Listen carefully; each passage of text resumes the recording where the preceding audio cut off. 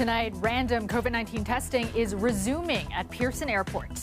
I don't understand why we'd be going backwards. I think in general it's probably better in the long run. From a travel and tourism perspective, it's not really good news. Beginning next week, international travelers arriving at Pearson will be subject to mandatory random testing. But unlike before, tests will be done off-site. Plus, her comment was, but she can do that because she's the teacher, right? And that is when, my heart sank. A Toronto mother speaks out after her daughter said she was taped to a chair by her kindergarten teacher. The TDSB now investigating allegations involving 2 students in the class. And I just can't wait to be out there kind of sharing the experience with the Canadian motorsports fans. The Honda Indy roaring into town this weekend. We catch up with Toronto driver Dalton Kellett, one of 2 Canadians making their Indy debut. Good evening, I'm Kelda Yoon. The federal government announcing today it will be resuming random COVID-19 testing of international travelers arriving at its 4 major airports. Now, that includes Toronto's Pearson Airport, where we find our Dale Manukduk tonight. And Dale, the return of random testing definitely dividing people. Yeah, Kelda, this is and has been a very polarizing COVID-19 measure, one that we know impacts airport traffic flow, the hospitality, travel and tourism industries, and people's patience. Now, last month, Ottawa temporarily suspended mandatory randomized COVID-19 testing after airports authorities urged the government to cancel the program. Well, the government said at the time that it was a temporary suspension and that they could bring it back. Well, here it is, and it's drawing, as you mentioned, mixed reviews. Starting Tuesday, fully vaccinated travelers will once again be subject to mandatory random testing. So I don't understand why we'd be going backwards. We both agree that we're not going to be coming back for a little while until things are much better. It's too stressful. I think in general it's probably better in the long run. The difference this time around, it will happen off-site, such as at a pharmacy, or done through a virtual self-swab. Even better. Yeah, I don't mind that at all. I've used those tests before, and they're not a problem. I am all for it because I think we need to keep safe. The Greater Toronto Airports Authority says the temporary suspension was helpful and its police testing will be moved off-site. In a statement, the GTAA writes customs officers will also not need to manually select travelers for testing, which will help move passengers along more smoothly through arrivals. Canadian airports have been the subject of much criticism of late due to long delays. Some believe this move will further deter potential travelers. From the tourist perspective and the consumer behavior perspective, it's another little additional indicator that maybe we're not out of the pandemic yet and that maybe we should not travel. Certainly even for business travel as well. I mean, we do hear from members about how this can be a deterrent because you don't want to be hit with a potential quarantine, on arrival. So it's just another thing that adds frictions. The government says the measure is meant to help catch new COVID-19 variants, but this infectious disease physician struggles to see the scientific reason for the testing model. But with Omicron, by the time you detect it, it has likely already been on your soil for several days to weeks. So I don't think that this is a way of giving us any kind of herald signal. So here's how it works, Kelda, now that the testing is off-site. Once a person has completed declaring at customs, they'll receive an email notification within 15 minutes with information on how to book a test with a testing provider. If a person doesn't qualify as fully vaccinated, that person will still have to test on day 1 and day 8 of their mandatory 14-day quarantine. Kelda? All right, thanks so much, Dale. That's Dale Manukduk live for us tonight. Health Canada has approved the Moderna COVID-19 vaccine for children under the age of 5. It's the first vaccine to be authorized for use in this age group in Canada. Today's announcement provides parents and caregivers with a vaccine option to protect younger children in their care against COVID-19. The approval expands COVID-19 vaccine eligibility to nearly 2 million children in Canada. The country's immunization advisory body, NACI, recommends 2 doses to be administered 8 weeks apart. The dosage contains 1/4 of what adults receive. Pfizer has also developed a pediatric vaccine, but it's still under review by Health Canada. Well, people 18 and up can get their second booster shots as of today, but you may have had trouble finding a site to do it. Some pharmacies are still waiting for supplies. This as the number of COVID cases and hospitalizations continue to rise amidst this seventh wave. Lorenda Redekop has the story. Technically, I am eligible, but now where do I find it? And, how do I get it? JC Rahala is eager to get her fourth dose, but her local pharmacy doesn't have them. Her father lives in long-term care and just tested positive for COVID. As an essential caregiver, she is still allowed to visit with full PPE. She wants to be as safe as possible. Hey, if they tell me to take 10 doses, I will do it. So at this point in the juncture, it's really important that I'm able to see my dad. It's important that I'm at my workplace and, I'm safe. This pharmacy is out of stock too, far from the only one in that situation. We're waiting on supply. Our distributor has not supplied us with vaccines. There's a delay for the second day in a row. He's hoping his shipment will arrive tomorrow, or if not, then next week. He's been fielding questions from people and has a sign reminding people the government isn't strongly recommending the fourth dose for all adults under 60 and to check with their doctor. We just put the note out there, and at the end of the day, it's a case-by-case sort of situation, but this is just a general recommendation based on what was conveyed to us from the government in the first place. Downtown, this Toronto Public Health Clinic did have supply, but as for the government's messaging on fourth doses, it seems a little bit confusing, but at the end of the day, to me, it seems like if you can get the dose when you can, you might as well just get it. The latest eligibility convinced one man to get his third shot. Because the fourth dose is now available, I'm backtracking and trying to get caught up. All this as new weekly numbers give a picture of this seventh wave. Test positivity is at almost 15% today. The number of people in hospital rose sharply to 985 from 712 a week ago. That's up 38%. People in ICU with COVID is up, and 39 more people died. In a wave that the chief medical officer doesn't expect to peak for another 2 weeks. Lorenda Redekop, CBC News, Toronto. The mother of a Toronto man who has been missing since late 2021 says police told her a body believed to be his has been recovered in Lake Ontario. Rosemary White Johnson, mother of 26-year-old Raheem White, says she was told his body was found at Sunnyside Beach on Monday. Now, this comes after White Johnson says she was left in the dark by police for months. Just no transparency. No real answers of questions. Everything's just been kind of like a roller coaster for the past 8 months. So if this is supposed to give closure to me, I don't think so. White was last seen around 3 p.m. on December 1st in the area of DuPont Street and Dundas Street West. His friends and family have been searching for him in the months since, peppering the city with posters and holding gatherings to raise awareness. And CBC Toronto reached out to police who wouldn't confirm whether White's body was found. His mother is not in the country right now and says she hasn't been able to see or identify the body.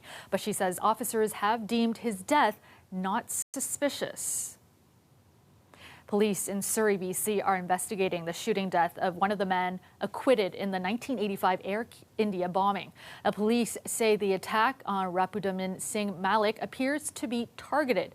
They also say a vehicle suspected to be involved in the shooting was later found engulfed in flames. Malik was cleared on charges of mass murder and conspiracy in 2005. He was on trial for the bombing of Air India Flight 182. The plane was headed from Toronto to London when a bomb detonated and crashed near Ireland. All 329 passengers and crew were killed. Most of the victims were from Toronto and Vancouver. Well, we are hearing from a Toronto mother tonight after her daughter was allegedly taped to a chair by her kindergarten teacher. The 5-year-old told her mom the teacher did it to prevent her from getting up so much and that it's happened more than once. Farah Morale has this story. So I was just really upset and shocked. Shelley's reaction when she learned her 5-year-old was apparently taped to a chair by her kindergarten teacher. It's not her real name, but CBC agreed to conceal it to protect her daughter's identity. When I spoke to my daughter and she got very I guess, really uptight about it, didn't want to talk about it. Her comment was, but she can do that because she's the teacher, right? And that is when like my heart sank. I just felt so sad that she felt that that was okay. The incident came to light in May when another child at 7th Street Junior School in Etobicoke told their parent what they saw. The Toronto District School Board says the teacher is on home assignment pending the investigation and confirmed it's now investigating allegations involving 2 students in the class being taped to chairs. Shelley's daughter told her it happened to her more than once. So she told me she was supposed to be sitting in her seat and kept getting up. And so the teacher told her that she was going to have to put tape on her so that she wouldn't get up anymore. And she said that, so she showed me, I sat down and she showed me that a piece of green tape was placed across her thighs onto the sides of the chair. It's not the first time something like this has happened here. Last fall, a Kitchener teacher taped 2 children using masking tape. She was initially charged with assault, but the charges were withdrawn after she agreed to a peace bond that bans her from working in any Canadian school for the next decade. So it's abusive. This early childhood education expert worries about the long-term impact incidents like these have on students. But the teacher didn't know what to do, and she picked an alternative that is completely inappropriate. And I'm sure that the child will remember that forever and ever through their schooling experience. It will affect them emotionally. In a statement, the TDSB says these allegations are very serious and, if true, would be completely unacceptable and could result in serious consequences up to and including dismissal. As for Shelley, she wants the teacher taken out of schools altogether. The psychological impact of exerting your power over a small child who doesn't know any better, that alone is enough to say, you know, these practices are not things that we should be using in classrooms or anywhere. Farah Morali, CBC News, Toronto. Let's go now to meteorologist Colette Kennedy with a first look at your forecast. And Colette, another comfortable and dry day. Thanks, Kelda. You know, just having a look at some of the daytime highs from today, the temperatures tell the story, or at least part of it. Some comfortable numbers, in many cases actually a little bit below seasonal, but also it's how comfortable the air is that's in place. So our dew points have been low. The humidity, not really a factor. We know that we need some rainfall. It'd be great to get some coming through. A few spots where we've got a chance at it, and I'll go into more detail on that coming up when we get into our second, more extended weather. But for now, just giving you an idea of what you can expect in the next 24 hours. Now, through Toronto, we're talking about clear skies tonight, a low of 15. Tomorrow, slightly warmer than today's high. We're going up to 27, with some clouds increasing later in the day. Now, I will tell you that we're going to see a few areas where those temperatures are even cooler, like for Oshawa, Markham tonight, 11, 12 degrees for those overnight lows. Also, we will see more cloudiness coming into southwestern Ontario as the day wears on. But more on that coming up. Thanks so much, Colette. Well, following last year's encampment evictions that saw Toronto police clash with protesters and tents being torn down, the city's ombudsman launched an investigation into the city's tactics. Well, today he released an interim report recommending the city make some changes when dealing with people living in our parks. Alicia Song has more. A quote in the Ombudsman interim report reads, "The city owes a particularly high duty of fairness to those residents who are among the most vulnerable in Toronto," meaning they found this unfair. We've identified several issues that the city needs to address right away. Kwame Addo came up with 8 recommendations, essentially telling the city to go back to the drawing board when it comes to how it moves people from the parks and develop a detailed plan outlining how and when it will update its encampment protocol and commit adequate resources, hold public consultations with the community, including people with lived experience in encampments, and clearly outline the encampment office's role and mandate. What we heard from individuals with lived experience is that their voices weren't heard. Advocates for people experiencing homelessness say that's all well and good, but there's something missing from the interim report. We're not actually seeing any recourse for the violence and trauma that was caused to unhoused people. There's also no moratorium on encampment evictions. Diana Chan McNally says the continued displacement is harmful. It disrupts their relationships with the services they rely upon to stay alive. It disrupts their relationships with people they rely upon for support. I spoke with some of the folks living outside today, and they didn't feel like going on camera, but they largely agree with the advocates who say the city got off easy in this report. Today, while touring a new supportive housing building, the mayor said the ombudsman's recommendations will be implemented, but when it comes to the encampments, he stands firm. They're illegal, they're unsafe, and they're unhealthy. Following on the recommendations of the Ombudsman to do this better and in a way that is less disruptive and that is even more compassionate, we will make sure that the parks are available for use by everyone and that we make sure we have more and more projects like this, because this is the kind of place that someone experiencing homelessness is going to get back on their feet.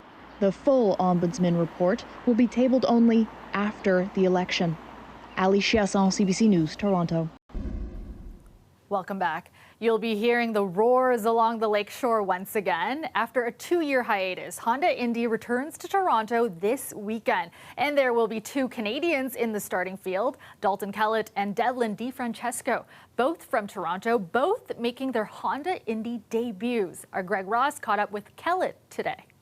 I just can't wait to be out there kind of sharing the experience with the Canadian motorsports fans. This weekend, Dalton Kellett will finally get his chance to race in front of a true Canadian crowd on the IndyCar Series. This is, one of the biggest races of my career, so I'm really excited to be here. Kellett has about a car length advantage. Kellett is no stranger to the circuit here in Toronto. Before the pandemic, he raced here on some of the junior series. A lot of brains there for Dalton Kellett. Even finishing on the podium in 2019 with Indy Light. Kellett tries to hang on. And he says he knows what to expect on this notoriously difficult track. This is definitely a challenging circuit. It's really bumpy. There's lots of different pavement types and transitions from concrete to asphalt and all that. So you really have to, be ready for all that and be prepared. But finding the time to prepare has been a bit more challenging this week. Being the hometown driver, there's always going to be a little bit more kind of commitment as far as off-track stuff is concerned. Since arriving in Toronto, he says he's been pulled in a lot of different directions with a number of media and sponsorship requests.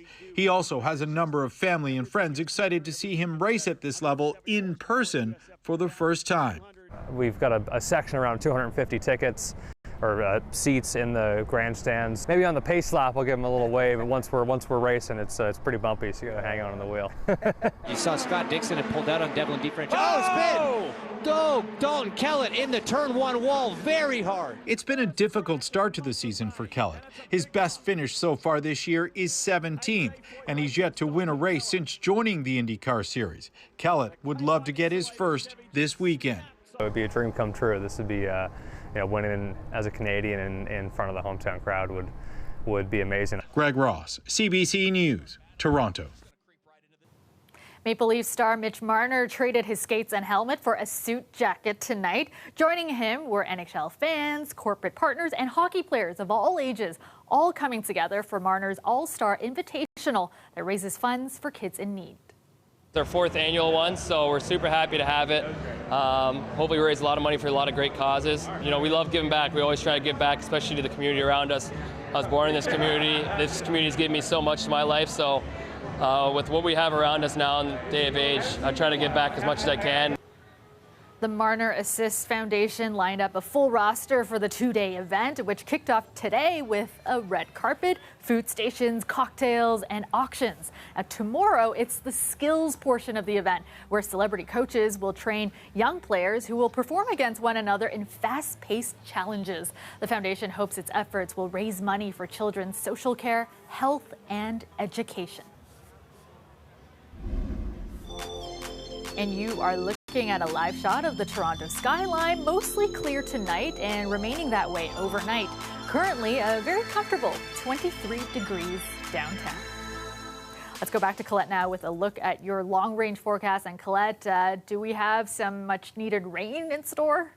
Thanks, Kelda. Well, just kind of looking at the pattern ahead, a few little pockets where we could get a little bit of that much needed rain coming in. The temperatures only climbing a little bit, and it's going to take a bit of time before we see that humidity really beginning to go up as well. So just having a look at your headlines, yeah, a shower chance into Saturday. That's enhanced into southwestern Ontario, but the dew point still relatively low. So although we could see some patchy fog overnight tonight, Windsor, Leamington, Chatham-Kent, even Sarnia and London through that area, we are talking about not much moisture content in the air, so still pretty comfortable. And then as we look ahead into next week, we are going to see some of that heat coming back, and I do mean that even Toronto seeing some of those daytime highs getting back into the 30s, or at least the low 30s coming our way. So the chance as we go tomorrow, late in the day into Saturday, the heightened chance is really here in the darker area, about a 60% chance into southwestern Ontario. Elsewhere, yes, into Saturday, there's that slight chance, kind of late Friday into Saturday, it could come into the Golden Horseshoe region, but it is still pretty slim. You're probably still going to be out there and needing to be watering your gardens for a little while yet. So a look at the temperatures tonight. Could have a bit of reduced visibility until some of this fog in the areas that we see it can burn off, but it will with sunshine early in the day here. And then a look at the temperatures tonight. I was mentioning earlier some of the cooler numbers like Markham and Oshawa, but all around, if you do happen to have those windows up tonight, you should be able to sleep pretty comfortably with temperatures looking like that. Then this is as we get into that slow, very, very gradual climb in the numbers. That is until we get towards Tuesday, and you can see the temperatures heating up then. That slight chance into Saturday for Toronto, but really as we look towards Monday, maybe a better chance of getting some rain coming through then, Kelda. Finally tonight, a 6-year-old boy whose viral photo caught the Weeknd's attention can save his tears for another day after finally meeting the Canadian superstar in person. A Phoenix Prince was with his father Blake Prince last week when the pair learned that the Rogers network outage had caused the postponement of the Weeknd's concert at the Rogers Centre. As Phoenix wept in disappointment to his father, a passerby snapped a photo that soon went viral. And soon enough, the Weeknd retweeted the photo, asking fans to help him find Phoenix. And Phoenix and his father finally met up with the Weeknd in Philadelphia today at one of his tour stops, making the little boy's dream come true. The Weeknd signed the iconic blazer Phoenix wore on Friday, resembling the outfit worn by the singer-songwriter in his music video for Blinding Lights. Phoenix prepared a drawing of the Weeknd, which he handed to him just before he got his blazer signed. And that is our show for you tonight. Thank you so much for watching. Dwight Drummond has your next local newscast tomorrow at 6. I will see